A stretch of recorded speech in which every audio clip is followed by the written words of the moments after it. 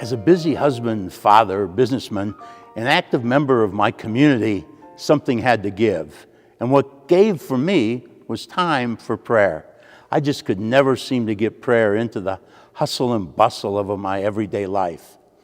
And then I realized something. When a real crisis came along, I always found time to pray. What was that all about? So I thought about it and I said, I should find some prayers and consciously say them at appropriate times throughout the day.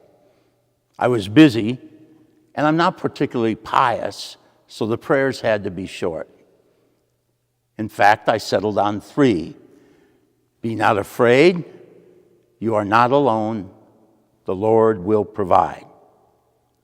And I found that as I said these prayers consciously, and of course at first I had to call them to mind, but as that happened more and more, they came to me unconsciously as like second nature, a new habit. Be not afraid. One translation of the Bible presents that message 116 times. Jesus says it several times in the gospel, and St. John Paul never missed an opportunity to remind us, be not afraid. You are not alone. Stress isolates us. We tend to focus back on ourselves.